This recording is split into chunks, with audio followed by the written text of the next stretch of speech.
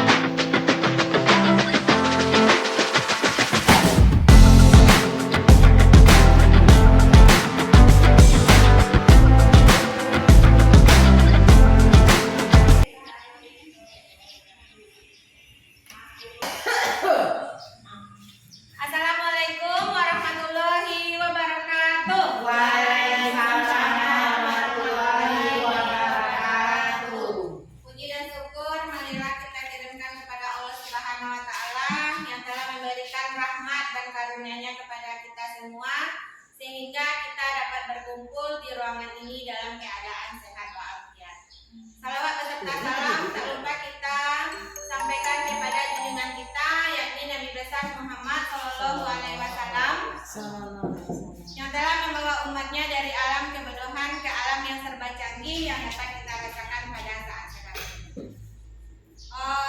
Yang terhormat Ibu Kepala Sekolah SDN 12 Sungai Lance, yang terhormat Bapak Ibu Guru SDN 12 Sungai Lance.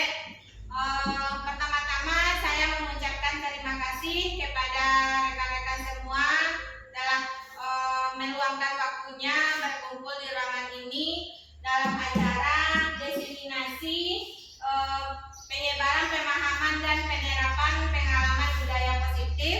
Ini merupakan salah satu tugas guru penggerak di modul 1.4. Bersama saya Nova Suki Kartiwi, calon guru penggerak angkatan 10 dari SDN 12 Sungai Lance.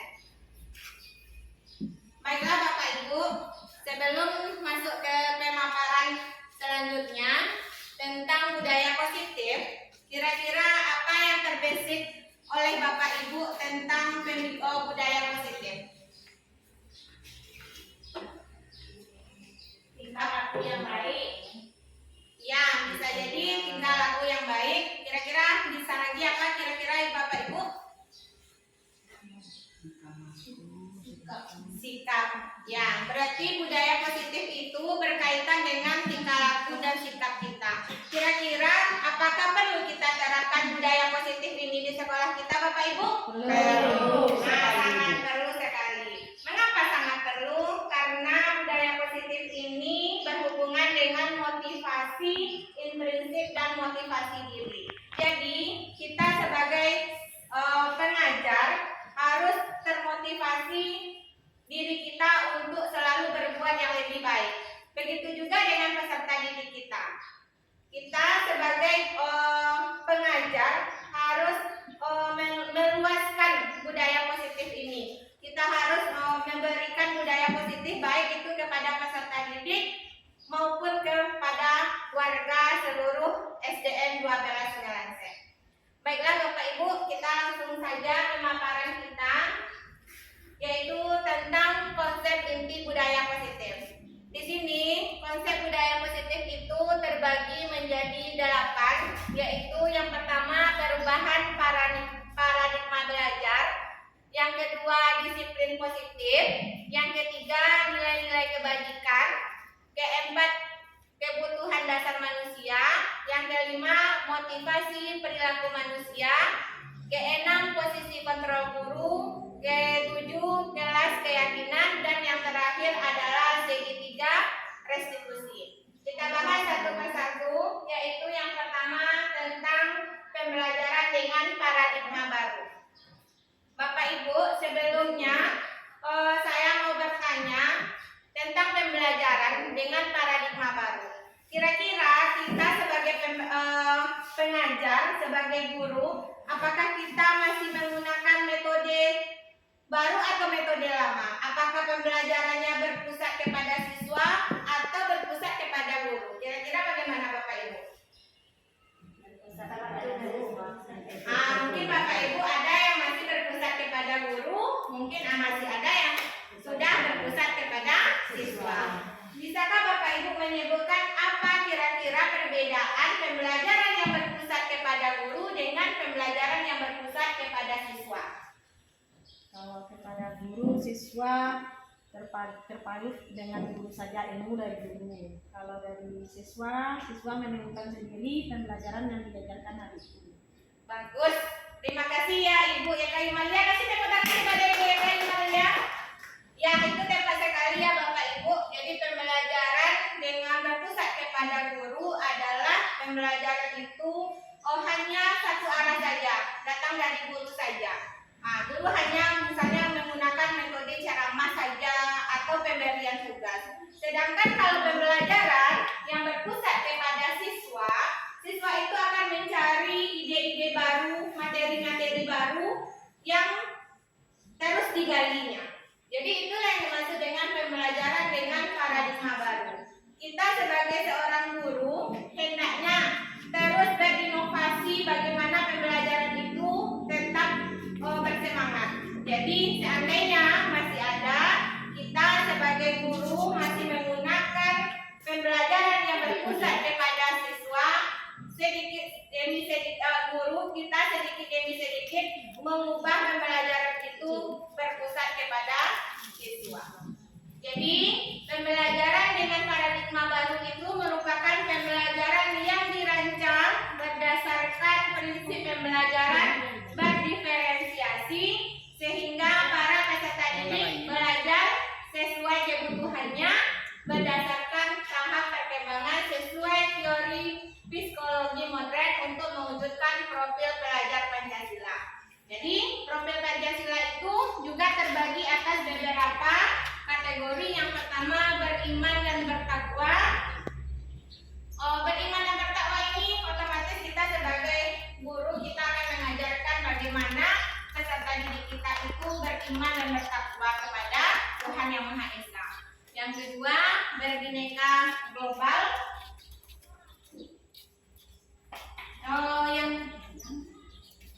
Yang ketiga bergotong royong, yang keempat kreatif, yang kelima bernalar kritis, dan yang keenam mandiri.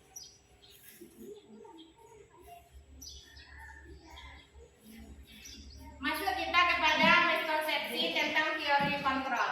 Di mana miskonsepsi tentang teori kontrol ini adalah ilusi guru mengontrol murid. Jadi kita sebagai guru kita harus mengontrol murid kita.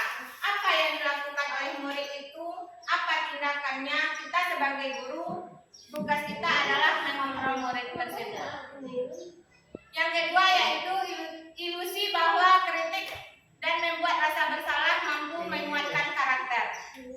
Ilusi bahwa orang dewasa mampu memaksa. Jadi itu tidaklah benar bahwa orang dewasa itu tidak mampu, tidak berhak untuk memaksa. Berikutnya yaitu ilusi bahwa semua penguatan positif, efektif, dan bermanfaat.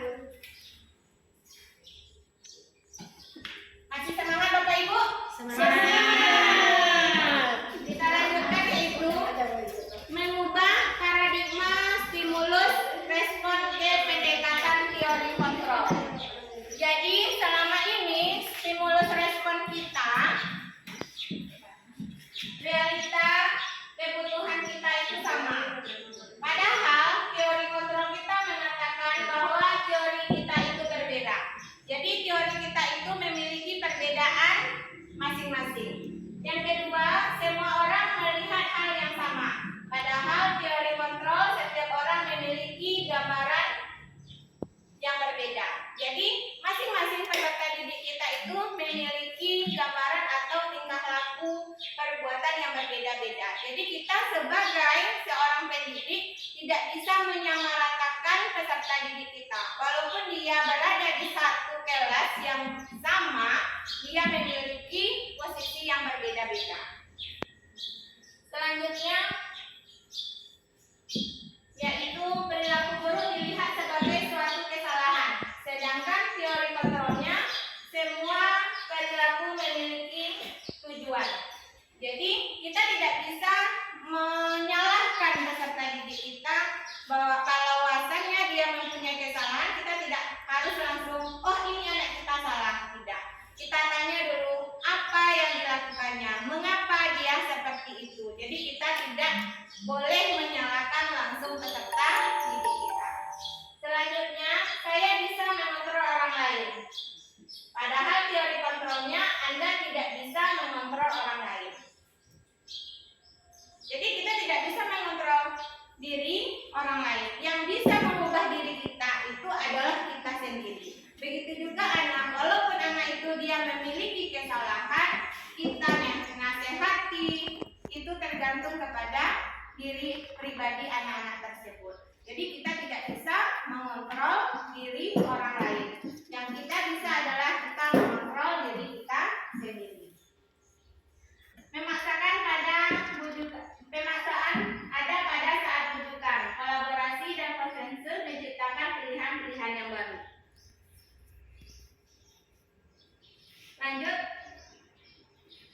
disiplin positif.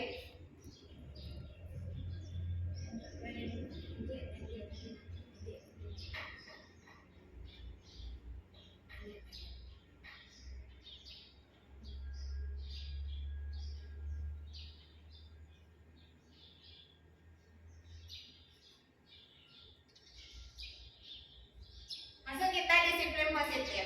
Disiplin positif berasal dari kata disiplina yang artinya belajar. Disiplin mengacu pada disiplin diri yang memiliki tanggung jawab terhadap apa yang dilakukannya berdasarkan nilai-nilai yang diyakini. Disiplin positif merupakan salah satu cara penerapan disiplin yang bertujuan untuk menumbuhkan kesadaran serta memberdayakan peserta didik tanpa keseimbangan penghargaan atau reward, ancaman atau hukuman. Jadi disiplin positif ini maksudnya ketidakkeseimbangan penghargaan. Kadang kita langsung menghukum peserta didik itu atau kita memberikan reward tadi tidak dengan semestinya atau pada tempatnya.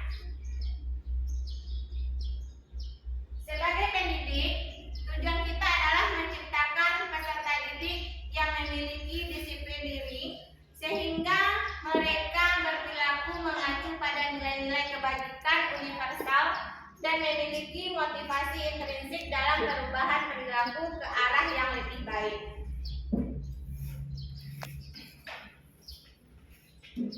Ini adalah contoh nilai kebajikan institusi atau organisasi, yaitu profil pelajar Pancasila. Tadi kita sudah mengetahui bahwa di profil pelajar Pancasila ada beriman dan bertakwa kepada Tuhan Yang Maha Esa, berakhlak mulia, berbineka global, gotong royong, mandiri, kreatif, dan bernalar kritis. Jadi sesuai dengan pendapat Ki Hajar Dewantara bahwasanya kita nanti akan berfokus kepada profil pelajar Pancasila ini. Yang kedua yaitu program tahun dasar IPO, di mana di sini terdapat toleransi, rasa hormat, integritas, mandiri, menghargai, antusias, empati, keinginan, kreativitas, kerjasama, percaya diri, dan komitmen. Sedangkan ada keterampilan hidup atau life skill, kita dapat dipercaya, lurus hati, mendengar yang aktif, tidak merendahkan orang lain, dan memberikan yang terbaik dari diri.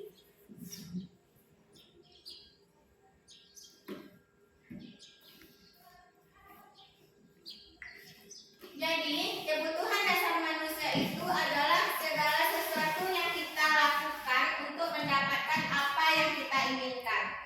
Seluruh tindakan yang kami lakukan memiliki tujuan tertentu, dan semua usaha terbaik yang kami lakukan adalah dalam rangka agar kebutuhan dasar kami terpenuhi dengan baik. Ada 5 kebutuhan dasar manusia, yaitu yang pertama bertahan hidup. Sesuai dengan gambarnya, yaitu rumah. Yang namanya bertahan hidup, kita pasti perlu yang namanya makanan, pakaian, tempat tinggal, keamanan, dan kesehatan. Yang kedua yaitu kasih sayang. Rasa diterima, dipedulikan, berbagi, kerjasama, menjadi bagian dalam kelompok. Kadang di sini saya contohkan kasih sayang. Mungkin banyak peserta didik kita yang tidak mendapatkan kasih sayang penuh, baik itu dari kita sebagai seorang guru maupun sebagai anak di rumah. Jadi mulai dari ini kita ubah lagi paradigma kita ke yang lebih baru, yaitu kita perhatikan peserta didik kita. Kita berikan kasih sayang penuh kepada peserta didik kita. Yang ketiga yaitu penguasaan, di mana di sini ada harga diri, keinginan untuk dianggap unggul, berprestasi, diakui, didengar. Di sini dalam penguasaan ini mungkin juga ada peserta didik kita, ia memiliki kemampuan tetapi tidak berani untuk mengunggulkan atau menampilkan prestasinya ke depan. Disinilah kita sebagai seorang guru mengupayakan peserta didik kita itu memiliki penguasaan. Dia harus bisa tampil, kita dukung berikutnya yaitu kebebasan. Di sini ada mandiri, memiliki pilihan, mencoba hal baru, mampu mengendalikan arah dirinya. Dan kesenangan yaitu dapat bermain, humor, antusiasme, dan tertawa. Mungkin di kesenangan ini, kalau kita sebagai guru SD, mungkin anak-anak kita akan suka berlari kemana, ke sini, bermain, tertawa. Kita sebagai seorang guru, biarkan anak kita melakukan sesuka hatinya. Kita hanya sebagai pemantau. Pantaulah anak kita, kita lihat bagaimana tingkah lakunya. Biarkan anak kita berkembang sesuai dengan kesenangannya masing-masing.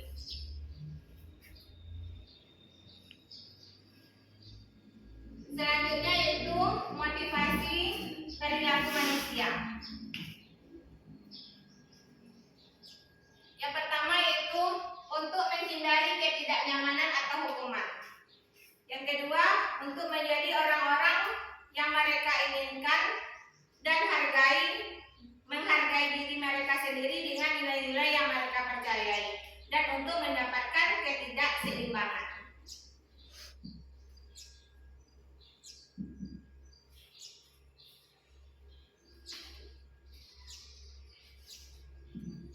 Jadi hukuman, mungkin pasti ada dari kita ya Bapak Ibu, kita memberikan hukuman kepada peserta didik.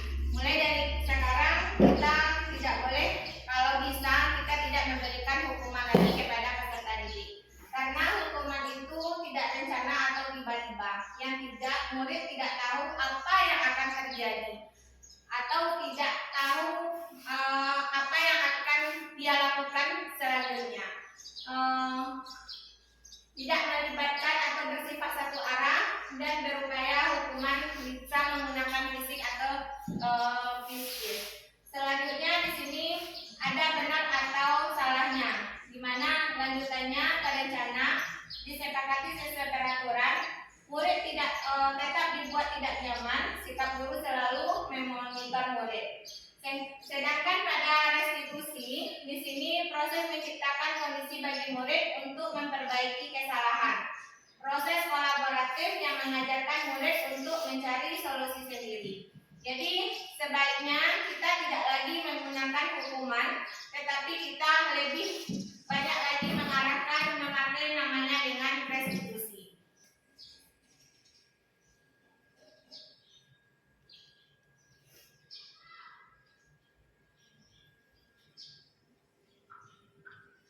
Lima posisi kontrol guru, yaitu yang pertama membuat rasa bersalah, yang kedua teman, yang ketiga hukuman, yang keempat pemantau, dan yang kelima manajer. Ini contoh penerapan 5 posisi kontrol guru. Yang pertama yaitu hukuman. Ini saya ambil kasus tentang siswa yang tidak memakai atribut lengkap saat upacara bendera. Hukuman berarti kita memberikan hukuman kepada peserta didik itu. Bisa jadi misalnya contohnya hormat bendera selama 1 jam. Apakah itu pantas untuk diberikan kepada peserta didik kita, Bapak Ibu? Tidak. Jadi sebaiknya hukuman ini memang tidak diberlakukan lagi. Yang kedua yaitu membuat rasa bersalah. Contoh kalimatnya yaitu berapa kali ibu bapak harus memberitahu kamu selalu saja mengecewakan ibu atau bapak. Jadi seakan-akan kita membuat peserta didik itu merasa bersalah kepada dirinya sendiri.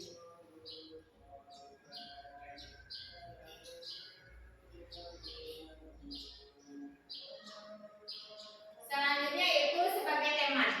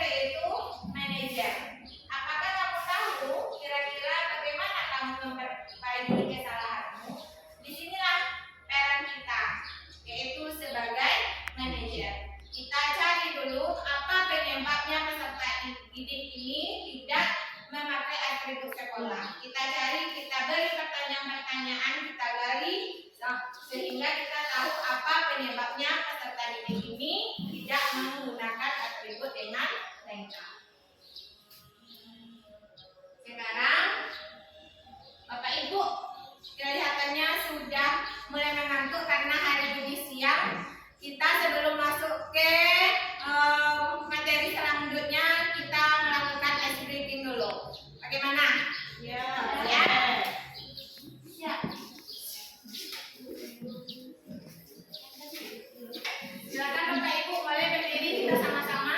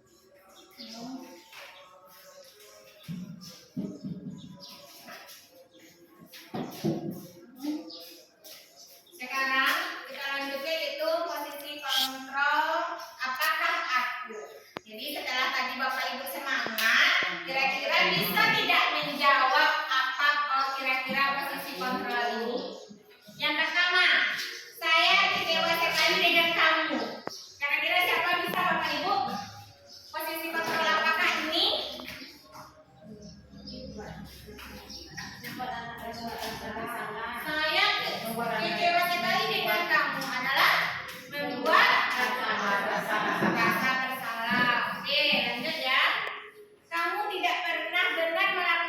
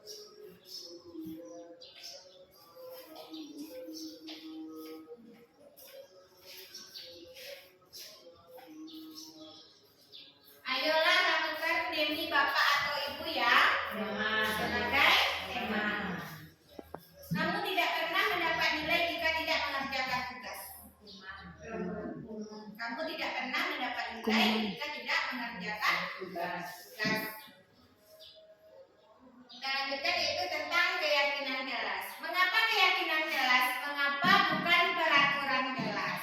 Kira-kira apa Ibu?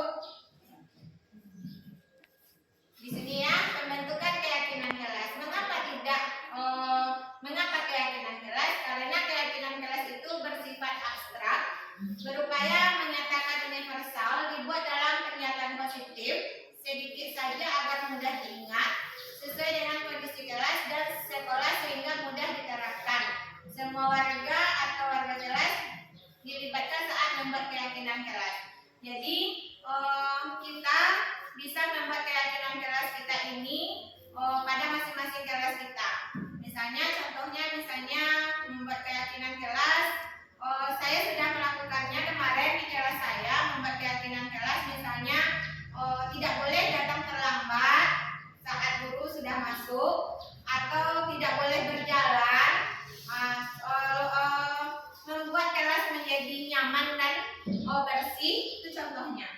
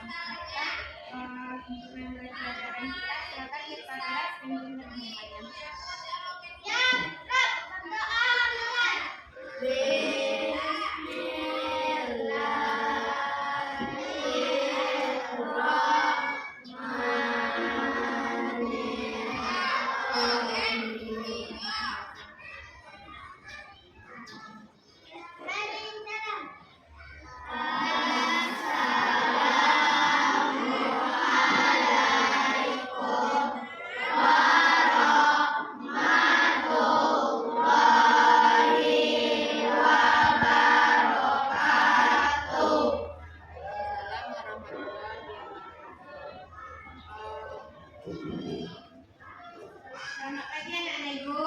Pagi. Bagaimana keadaannya hari ini? Apakah semuanya baik? Baik. Baiklah, anak-anak Ibu, ini perhatikan anak-anak Ibu sudah mulai disiplinnya berkurang. Karena itu Ibu memerlukan kesepakatan kelas. Bagaimana kalau kita buat kesepakatan kelas untuk disiplin kelas kita? Setuju atau tidak? Setuju. Oke. Sebelum itu, anak-anak Ibu harus mengetahui kesepakatan kelas. Dari sini ambil. Jadi, kesepakatan kelas itu adalah peraturan untuk membantu para guru dan para peserta didik untuk bekerja sama membentuk kegiatan belajar yang efektif. Jadi gunanya untuk guru dan untuk peserta didik untuk menjadi pembelajaran kita menjadi efektif. Nanti silakan anak-anak Ibu tuangkan kira-kira apa ya kesepakatan kelas kita. Nanti anak-anak Ibu akan Ibu bagikan sticky note ini. Silakan anak Ibu tuangkan kira-kira apa yang kita perlukan untuk kelas kita ini. Nanti silakan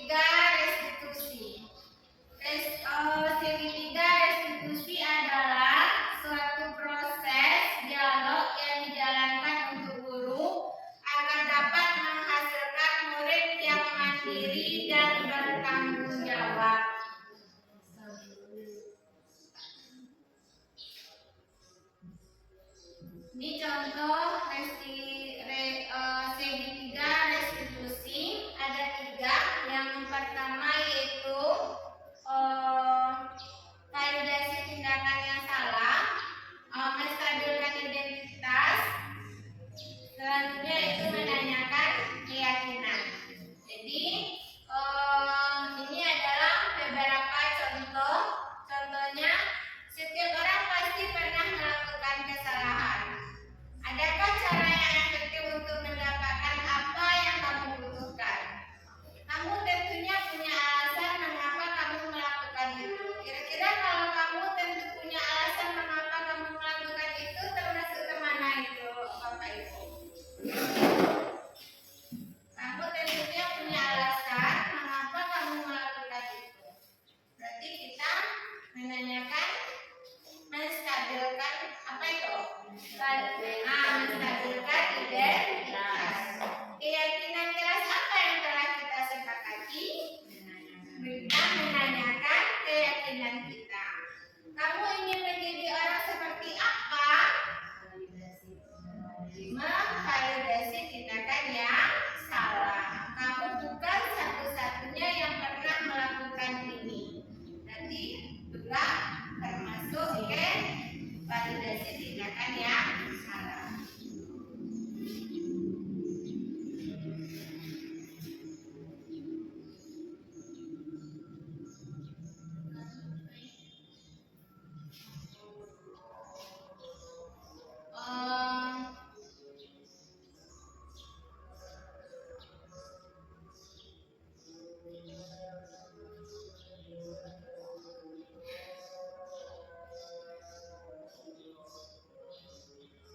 Ini adalah contoh penerapan tentang segitiga restitusi yang saya lakukan.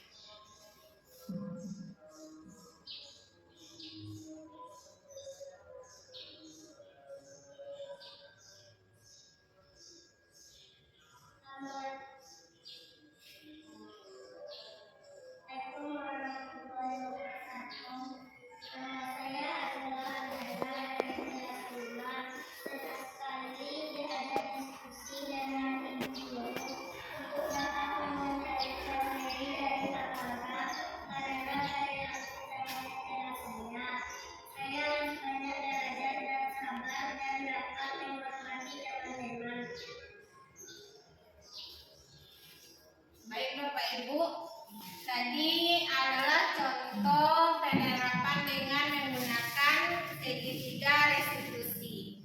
Di sini tadi kasus pertama yaitu anak kita peserta didik ini namanya Anzola. Dia marah karena selalu diganggu oleh temannya karena pekerjaannya selalu dicontek oleh temannya. Jadi dia tidak bisa menahan emosi atau amarahnya sehingga dia memukul meja. Jadi kita sebagai seorang guru tidak harus menyalahkan Azola. Kita tanya dulu mengapa, apa sebabnya. Nah, kita tadi ingat kembali lagi ke tiga tahapan restitusi tadi. Kita validasi kesalahannya, kita menanyakan, maka dapatlah jawabannya bahwasannya dia memukul meja itu karena dia tidak tahan lagi atau tidak bisa menahan emosinya kepada temannya karena selalu menyontek pekerjaannya. Kasus yang kedua yaitu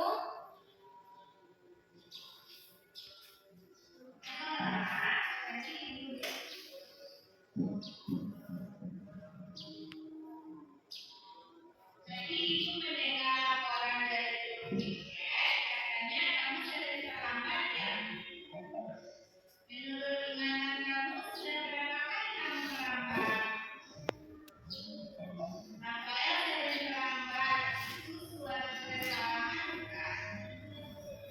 Baik Rafael, berbagai kali itu manusiawi. Setiap orang pasti pernah berbuat kesalahan yang kita bisa belajar dari kesalahan tersebut dan berusaha untuk memperbaikinya. Dulu, Rafael kita cari solusinya sama ya.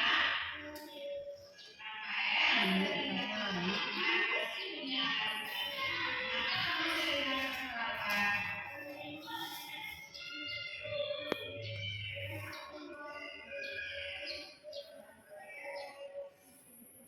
Kamu tahu keyakinan kalian sebagai seorang pribadi?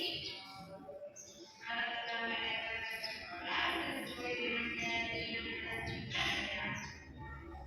Menurut kamu, keyakinan kalian apa yang tidak kamu lakukan? Menurut kamu disiplin itu baik tidak bukan?